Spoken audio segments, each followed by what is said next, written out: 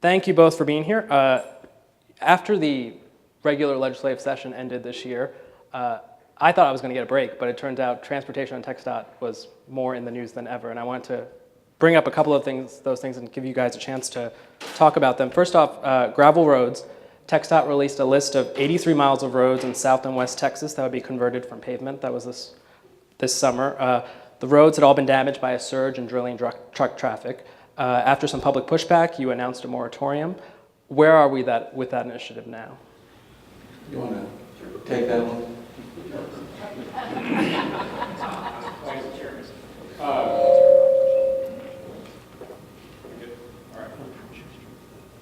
I think it's important to start the conversation with the TxDOT can do basically anything you want to do without everything you want to do. Mm-hmm.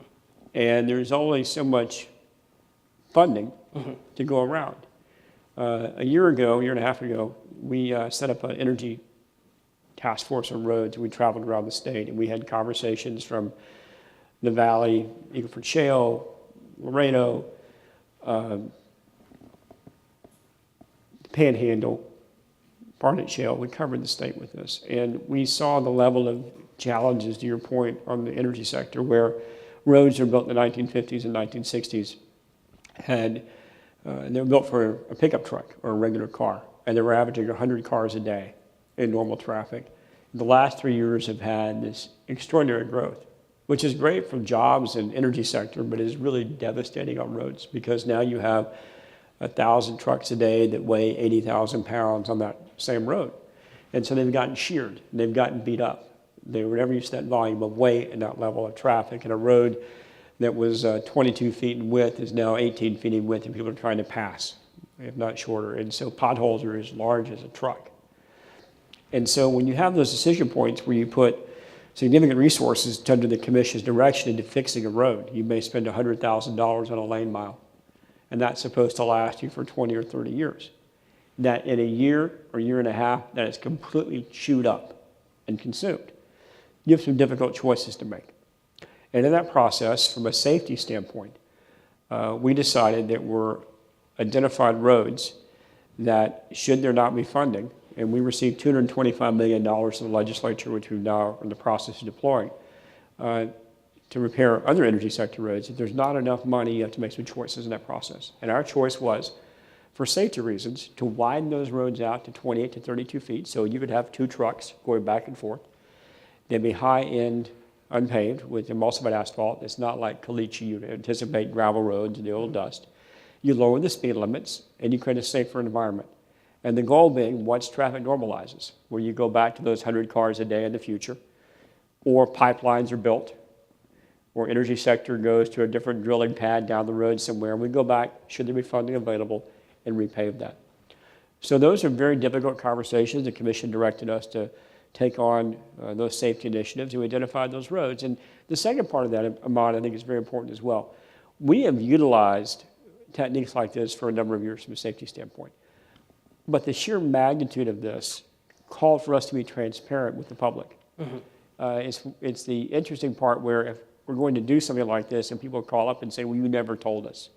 Why are we having these high-end unpaved asphalt roads taking place? Why is this taking place?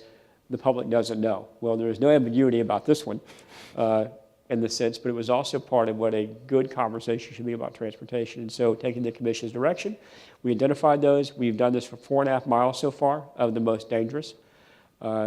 We've allowed for a 60-day notification and comment period for those other ones in the future. We'll go to the county commissioners. We'll tell them, we'll allow for the feedback from the community. That won't preclude us from doing it. I think that's very important. It's more of a notification, and they have a way they wish to take that road on through their own resources, but they can do so.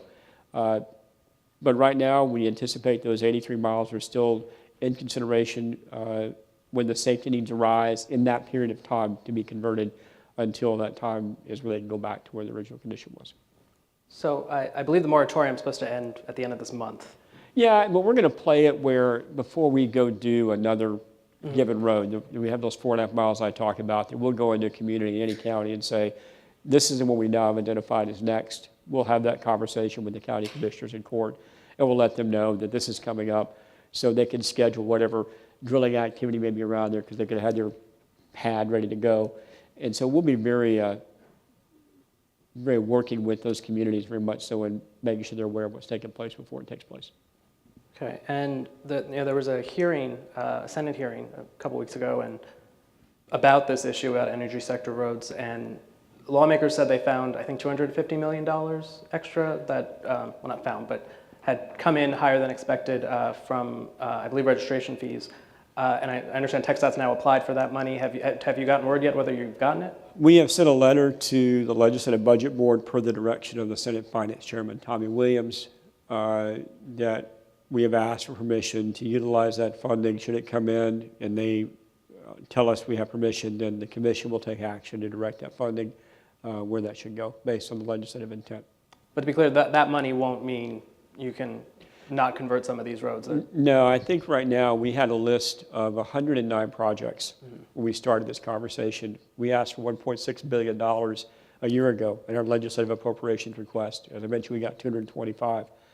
Of the 109 projects, the commission directed funding for 39 of those projects, which use that $225 million in capacity.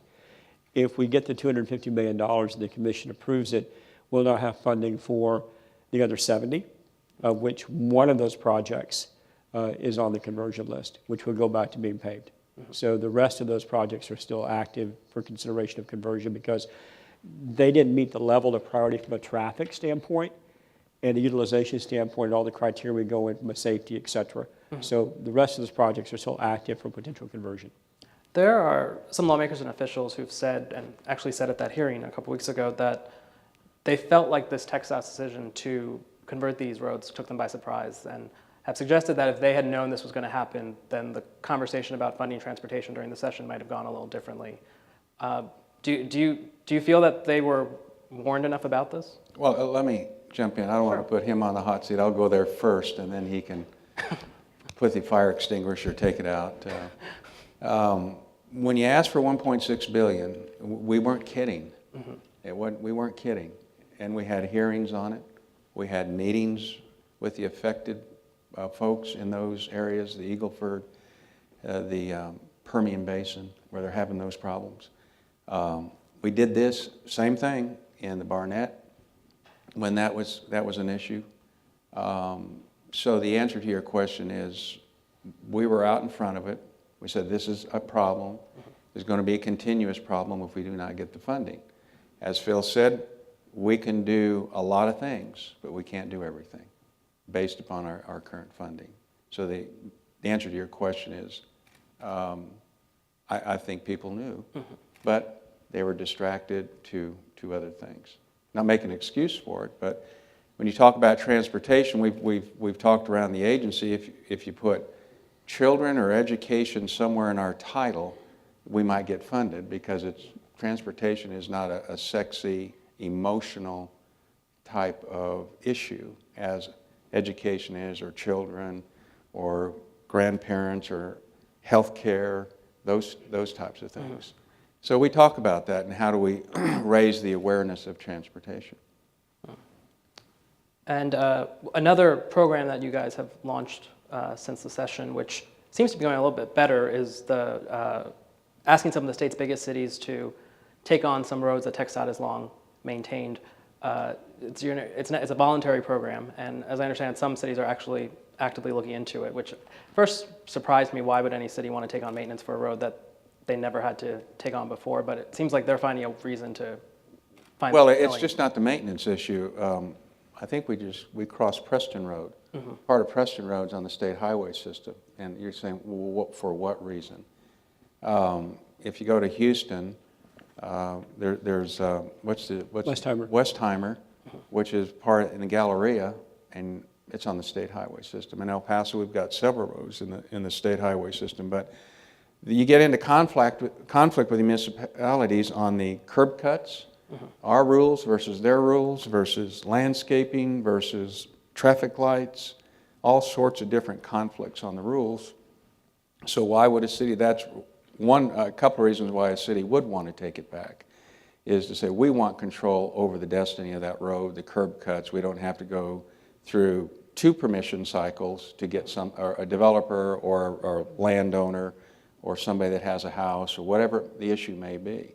So that in control their own destiny, basically, is what we think. Mm-hmm. And I'll tell you when this came about, part and parcel, is I was in College Station. We have the short course there every year. And it was a couple of years ago I was in College Station, and I noticed that the main campus at College Station is surrounded by University, State Highway, Texas State Highway, George Bush State Highway, Wellborn State Highway. And then you go one ring out from that, and there's Highway 6 State Highway, and you go Southwest Parkway State Highway, and I mean, you just keep going.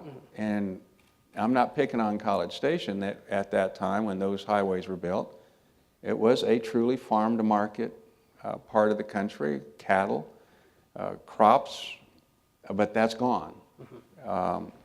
And that started the conversation. Why are we doing this? And in my own town, I'm looking at a street that I live off of as the state highway, and you'd never know it. It's marked at both ends as a farm-to-market road. Now that was 100 years ago. It was a farm-to-market road. So that's kind of started the process of we needed to be looking at getting these back to their really rightful owner, and the rightful owner are the municipalities, for they can, in fact, control their own destiny on what they want to do with these assets. All of these programs, initiatives you've started, it's all tied to not getting enough state funding during the session. Well, I don't think it's just not getting enough funding. I do truly believe there is really no reason to have Westheimer in Houston that goes to the Galleria on the state highway system. Mm-hmm. The folks in Houston ought to control the destiny of that road and ought to maintain it. I think the offshoot is it gets off the system. We don't have to maintain it, but it doesn't reduce the maintenance. We still have the same maintenance dollars, but it just goes a little bit further now. And we have a program that the administration has put together that says we'll do some things, we'll maintain it over a period of time, or whatever the situation may be. So it's a slow evolution getting off the state highway system. We've been hearing all morning in panels about transportation programs that take timelines of 5, 10, 15 years to actually come to fruition. And I've been wondering, you did get less funding this session than you had hoped for. I'm wondering if that's now that you're in the new biennium, are you starting to pull back on some of the long-term projects, 5, 6, 7 years out, because you have to stretch your dollars more? Well, I wouldn't say it's a pullback. We would like to have some things, projects being things, mm-hmm. on the shelf ready to go. When we do get these, we hopefully anticipate new revenue that we haven't, I hate to say shovel ready, but pretty much shovel ready to go. As far as funding them, as far as putting them on the Unified Transportation Program, yeah, we're seeing less of that. More projects coming on that cannot get funded because there is not the available resources or revenue to fund those. But we do have engineering things in engineering, rights of way, environmental, that we continue to work on. We have to be ready for those in the future. I know that for a good decade, TxDOT had a lot more funding, part of it through bonds. Is TxDOT doing less now than it was a few years ago when it had a lot more money to? What do we? Well, I would say this is probably the biggest year we've ever had. Oh, really? Yeah. So these bonding programs, they end. Right? They end. So what's happened is, some of you have heard me talk about this before, but consider TxDOT as a factory. Mm-hmm. Our factory in new construction and new maintenance contracts, our production in this year will be about $6.2 billion in total activity in this year. So we have other things we're paying off, but just the factory and things we put out that the commission approves is going to be about that amount. In 2 years, our factory in new production, in new contracts for maintenance and new capacity will be about $2.5 billion. So right now we're on this plateau because our bond proceeds of Prop 12 and Prop 14, our mobility fund, our gas tax receipts, all that's pushing our production to this level. And then in 2 years, and your panel talked about this morning, is this $4 billion. Well, that's that $4 billion. You add right away to that and some design work, you have that $4 billion delta show up in your factory. where you want to go to production with your inputs. And so in order to plan, whether it's going to be the Metropolitan Planning Organization where projects bubble up from, working with strategic priorities under the Commission's direction, connectivity like interstates, combine that with what you have to do under a fiscally constrained program, which means we only plan to the dollars we know we have. You don't plan beyond that for building. In construction, we run into that. So we're in the process of, in a sense, finishing out with the dollars we know we've got in our factory. But in 2 years, our factory hits that proverbial $2.5 billion number, which is the same as it was in 2002, 2003, in real dollars. And on top of that, your costs have gone up dramatically because construction costs have gone up, labor's gone up, the price of oil's gone up, concrete's gone up, fill in the blank. So your purchase power has eroded in the process. So that becomes, in a sense, the challenge we face as an agency and the Commission to go build to with the 2 years and out in the future from a planning standpoint.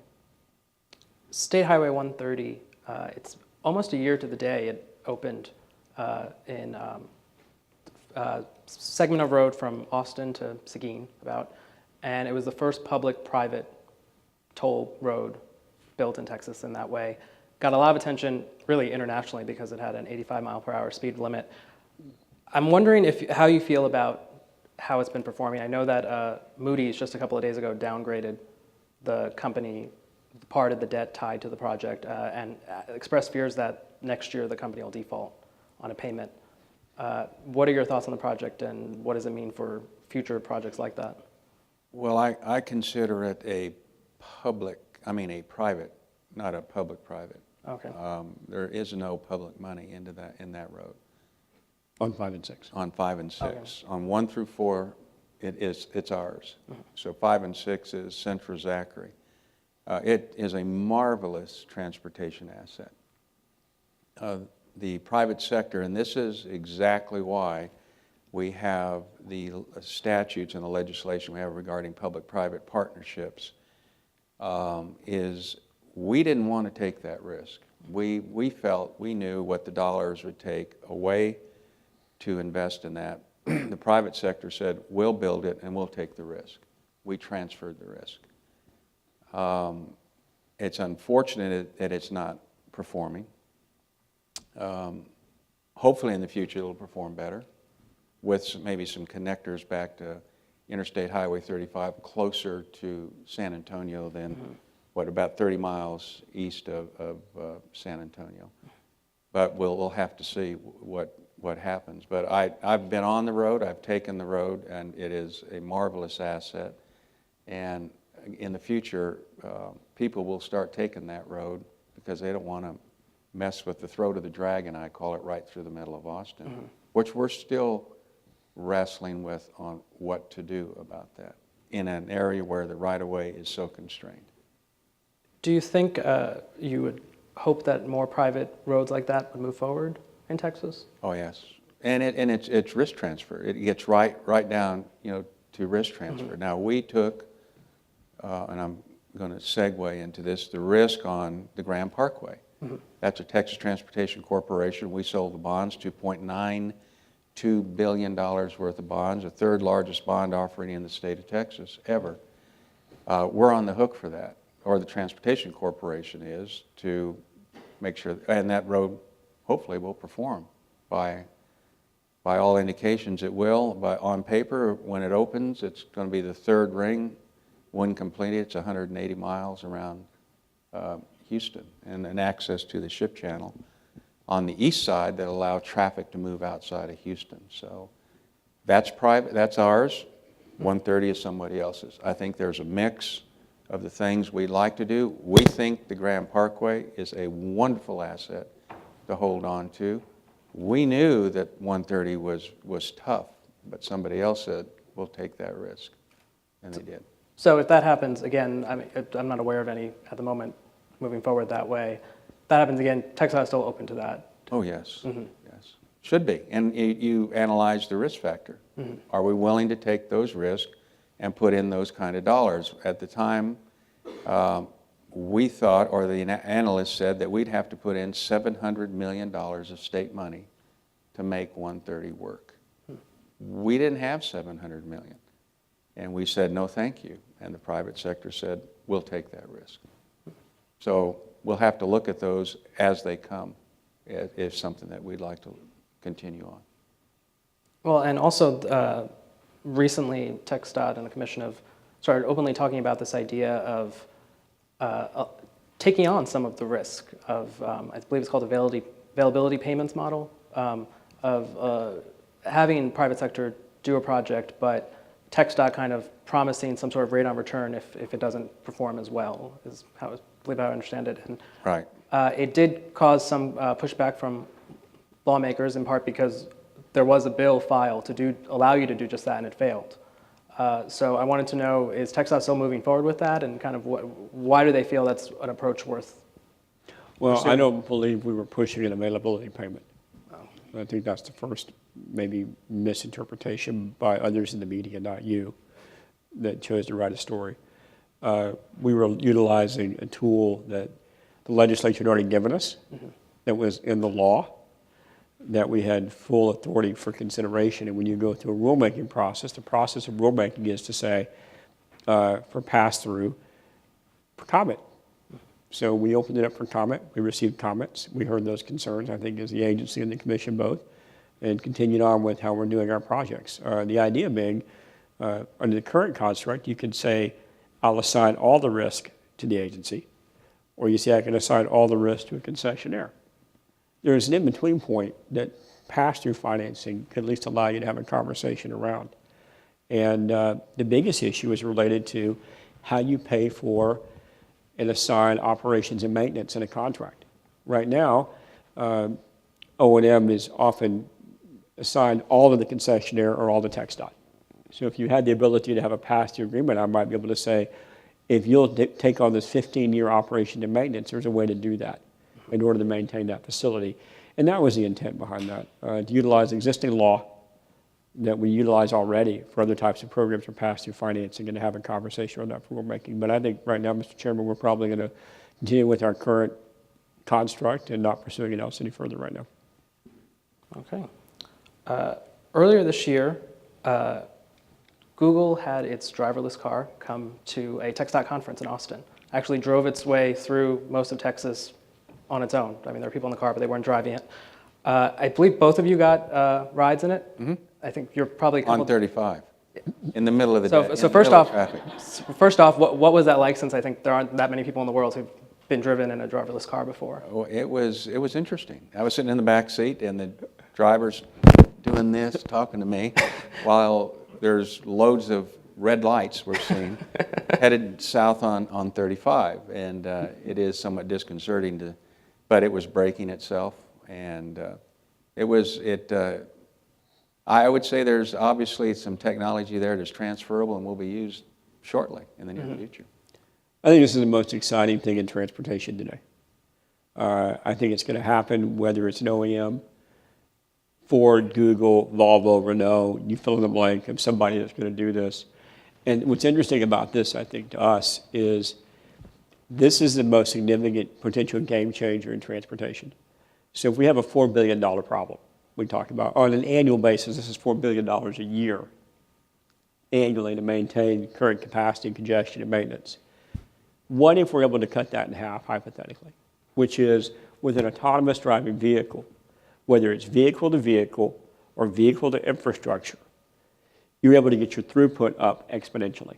Because I'm going to stay 30 feet away from y'all when I'm driving just to be safe, maybe more depending on my speed. If I'm able to go to 5 feet, wow, and my car's talking to itself in the process, my throughput goes up. The second thing it does, which is just as important, if not more, is safety. Because I take human error out of the equation. I'm not texting like some shouldn't be doing.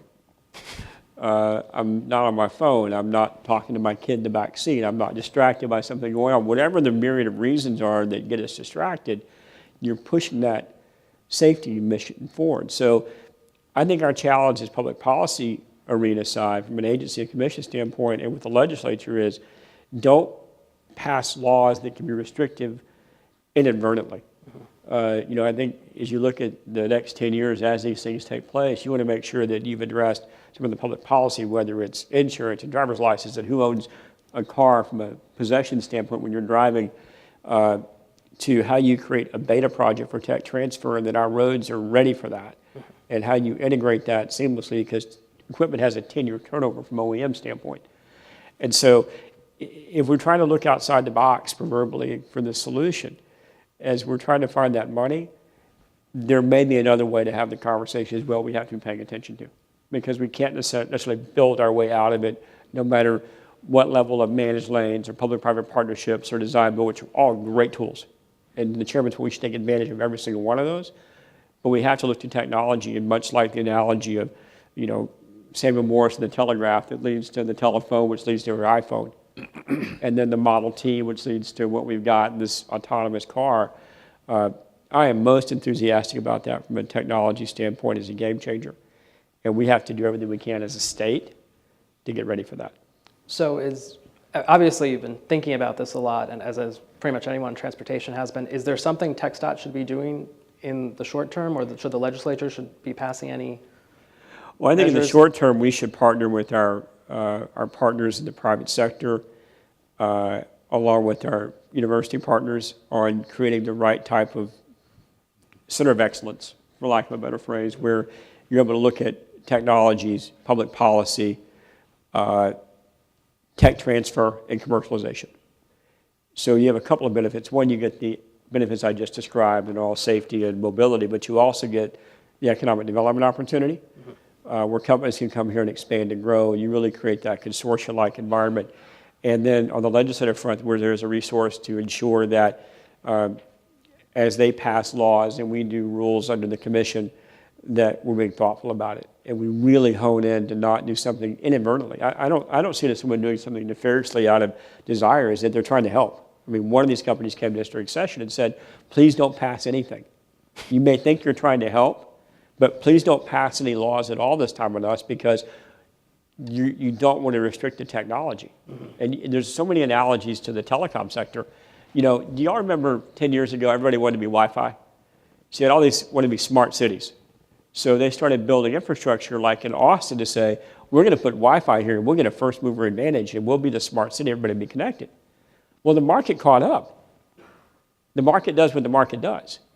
So if you were a city, you invested tens of millions of dollars to be Wi-Fi central, when in reality, within 2 or 3 years, everybody had Wi-Fi, whether it's through your card or your packet in your phone or your pad technology. So I think we have to be concerned that we don't do something as an investment that isn't technology neutral and agnostic, and that we allow facilitation of that to go forward, so that we're having the policy framework to not discriminate inadvertently for someone being an adopter. It's a long answer to your question. So, Well, there's 2 car companies now that and you all remember the commercials that talk about anticipating something ahead of you, and the driver's distracted, and it's whether it's radar, sonar, or whatever the technology is, and hits the brakes on its own. So that technology is already started. And Phil, if I'm not mistaken, I might be, didn't Google match up with Texas A&M on that smart car deal? I think they're talking, but I think that's part of the conversation about having the center of excellence of how we develop the right framework. Those conversations have already started. We talked in a last panel about high-speed rail, and TxDOT has been studying this issue and the ability to implement it in Texas. I've heard on the floor of the legislature and just talking to different activists in different cities, I'll hear people say, Texas is too spread out, the cities are too spread out, Texans love their cars, high-speed rail is a waste of money. Is it fair to say you two disagree if TxDOT's investing in money and learning more about it? I'm going to take a line out of what he said. I'm going to take it a little bit harder. You cannot pave your way to prosperity. I just got back yesterday from Los Angeles, and I was in Century City, and I had to take the 405 to and from the airport on the Santa Monica Boulevard. And you shake your head. And they do that every day. And you're locked down. And every arterial is Santa Monica Boulevard is that way. So, and where do you go from there? I mean, when you look at, you can't go this way anymore. The right-of-way issues. They got late in the game in rail and they don't have high speed. They're talking about high speed, but it's going to be an enormous price tag. We've had discussions with high-speed rail folks. We've had discussions with the administration on high-speed rail. And I think we're going to have to involve ourselves in the high-speed rail discussion between communities. Now, the light rail, commuter rail, I think that's a local decision. But from municipality to municipality, I think we have a seat at that table because we do have some right-of-way. Interstate Highway 25 between Albuquerque and Santa Fe. If you drive that, there's a rail line right down the middle. Didn't know that, did you? And it's a commuter rail line from Albuquerque to Santa, it's called the Road Runner. So we need to be thinking that way too. We have some of the right-of-way, not all of it, to do these kinds of things. But it's going to take that now because our cities are congested, and people would like to get off Interstate 35, is my understanding, from San Antonio to Austin. And there's discussions taking place right now about high-speed rail between those communities. So I think we should and ought to be exploring all of these opportunities. I would just add the most active project, obviously, I-45, Dallas-Fort Worth to Houston scenario. That's going to be a private investment. And I think our role as the agency is to work with the Federal Rail Administration on the environmental documents. So as you get a record of decision ready to go under environmental impact statement, that we've done everything we're supposed to do legally around that, and it's kind of a joint lead to ensure that when private investors want to make that decision, because somebody's going to pay for it, whether it's their money or somebody got a loan from somewhere or private equity, they've got to make a decision that ridership, in a sense, money's out. The fare box is going to pay. So your sense, your fare box, to the chairman's point, has to say it's going to work. I don't necessarily see any public will towards a subsidized play in the state for that, but I do see a lot of interest. Public from a state standpoint, yeah, right? State dollars. State dollars. I don't see that necessarily evolving right now, but I do see a lot of interest supporting the private activity. So when companies come in to see us on the Dallas-Fort Worth to Houston play, we met with several about how that could work and where it would go, and the environmental part we would have to play, because I think our job is to facilitate that so they can have a surety of the investment, and we've done our part to get that cleared so they can go make the investment. And I'm pretty sure that part of that may be in our right-of-way. So our contribution could be the right-of-way. Well, and the Houston to Dallas-Fort Worth line it's a private company, but the San Antonio to Austin one, which you mentioned, that's not a private one. And I know there's been talk of federal funding going towards that, but Right. Is it of your mind that the rest would have to be a local issue and not state funding? Correct, right. But we may have some right-of-way. You're going to have to, and the wrong word, displace the Union Pacific Railroad, and they'd like to be, I think, out of the center. But we have right-of-way on the 130 that could be accessed for something like that. So we do become a participant in those kind of discussions. The first panel we had today had state lawmakers, and they were talking about the transportation funding committees that have been newly formed and are going to be holding hearings.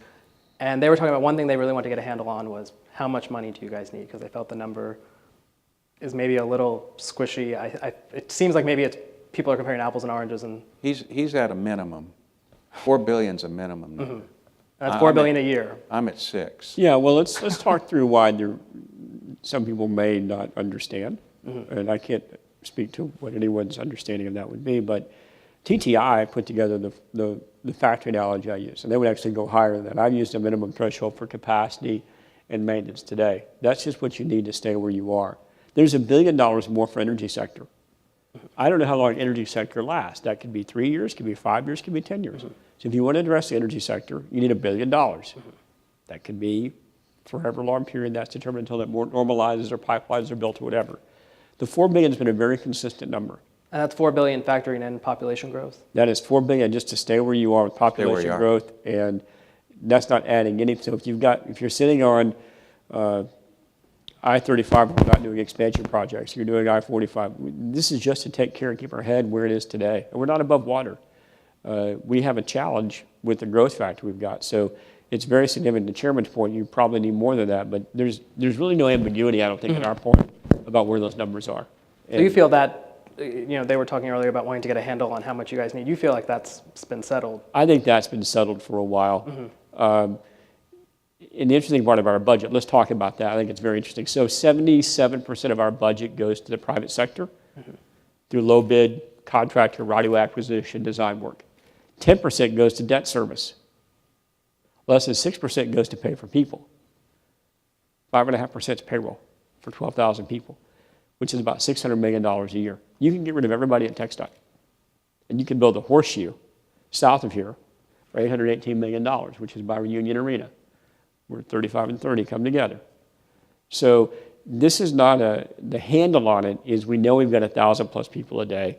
We know our factory is going down to $2.5 billion. The numbers have been validated by third parties. We're using their sources. These are not TxDOT sources. So I feel very confident that those numbers get to letting schedules and processes and time and the growth factor we've got in gas tax as a diminishing rate of return that hasn't kept up because of the growth in the past 20 years. But I'm happy to have those conversations with anybody anytime. Yeah, anytime. There's a constitutional amendment measure next year. If it passes, it's the latest figures I've heard, it's about $1.2 billion a year for you guys, which would be, I guess, roughly a quarter of what you need.